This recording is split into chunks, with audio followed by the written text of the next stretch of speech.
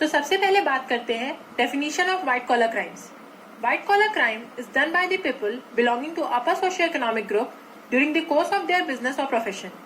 जो white collar crimes होते हैं ये basically upper socio economic group के लोग करते हैं, यानी कि हाई स्टेटस के लोग, जैसे कि businessman. Since the white collar crimes are economic crimes, they cause a great financial loss to the society in comparison to other ordinary crimes। जैसे कि इनके नाम से हमें पता है कि ये मनी से रिलेटेड क्राइम्स होते हैं, इकोनॉमिक चीजों से रिलेटेड क्राइम्स होते हैं, तो ये जो सोसाइटी में है ग्रेट फाइनेंशियल लॉस कॉज करते हैं। जो बाकी के क्राइम्स होते हैं उनसे हमें हार्म होता है, सोसाइटी पर इफेक्ट पड़ता है, बट इन क्राइम से सोसाइटी पर इकोनॉमिकली इफेक्ट पड़ता है। अब अगर हम बात करें प्रॉपर डेफिनेशन की, तो सदरलैंड के according white collar crime is an act committed by a person of respectability and high status in the course of his occupation। यानी कि जो white collar crimes होते हैं ये बेसिकली हाई स्टेटस के पीपल कमिट करते हैं जिनकी सोसाइटी में बहुत रिस्पेक्ट होती है, और वो ये अपने बिजनेस के दौरान या अपने प्रोफेशन या ऑक्यूपेशन के दौरान कमिट करते हैं। सदरलैंड ने बाद में इस डेफिनेशन को और मॉडिफाई किया और उन्होंने कहा a person of the upper socio economic class who violates the criminal law in the course of his occupation and professional activities। यानी कि एक ऐसा पर्सन जो अपर सोशियो इकोनॉमिक क्लास से बिलोंग करता है, अगर वो कोई क्रिमिनल लॉ वायलेट करता है अपने बिजनेस, ऑक्यूपेशन या प्रोफेशनल एक्टिविटीज के दौरान, तो उसे हम व्हाइट कॉलर क्राइम कहेंगे। प्रोफेसर सदरलैंड ने व्हाइट कॉलर क्राइम्स पर एक बुक भी लिखी थी जिसका नाम था व्हाइट कॉलर क्राइम। वो चाहते थे कि क्रिमिनोलॉजी में व्हाइट कॉलर क्राइम्स का स्कोप और एक्सटेंड किया जाए और इसे एक इम्पॉर्टेंट सब्जेक्ट बनाया जाए स्टडी का। उन्होंने इसी रिलेशन में अमेरिकन सोशियोलॉजिस्ट सोसाइटी को 1931 में एड्रेस भी किया था और अपने व्यूज प्रेजेंट किए थे व्हाइट कॉलर क्रिमिनलिटी के ऊपर। इसके बाद कई सारे क्रिमिनोलॉजिस्ट ने व्हाइट कॉलर क्राइम्स के ऊपर रिसर्च परफॉर्म करी, जिनमें से कुछ थे क्लेनार्ड, हार्टंग, लैंग, ऑबर्ट, ट्रैसी, क्वेनी, न्यूमैन और भी बहुत सारे। अब हम बात करते हैं types of white collar crimes.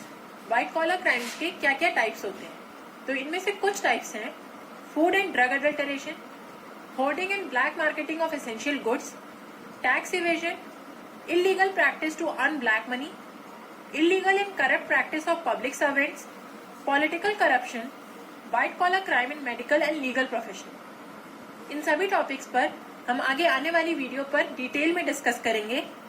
तो अभी के लिए बस हम इनके नेम्स जान लेते हैं कि कौन कौन से टाइप्स हैं व्हाइट कॉलर क्राइम्स के।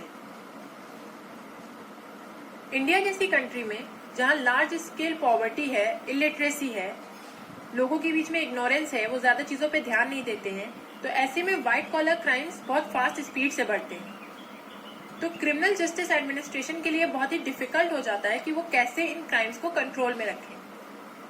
तो अब हम बात करते हैं कुछ ऐसे रेमेडियल मेजर्स के बारे में जो इन क्राइम्स को कम करने में हमें हेल्प करेंगे।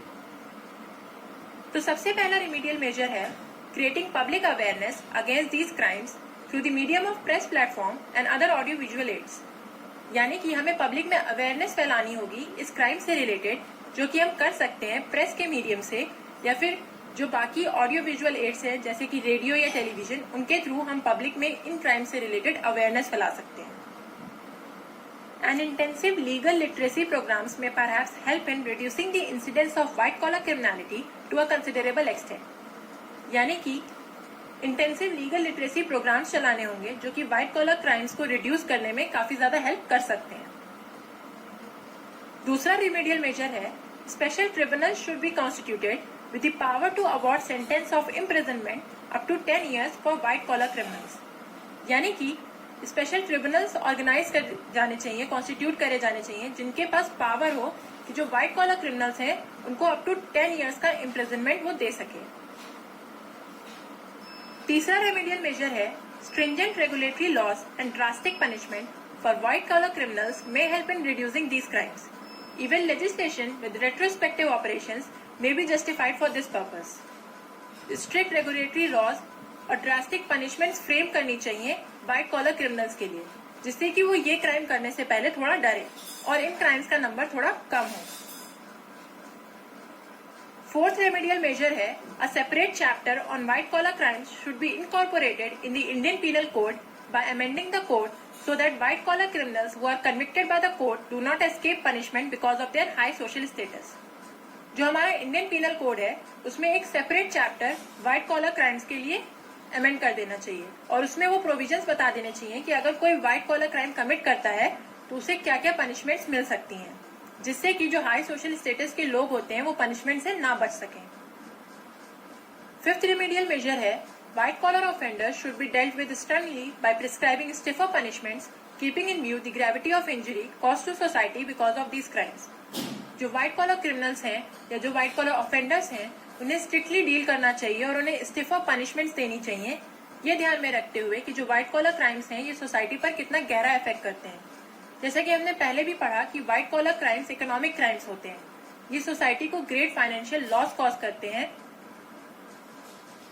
सिक्स्थ रिमेडियल मेजर है there is an urgent need for a national crime commission which may squarely tackle the problem of crime and criminality in all its facets.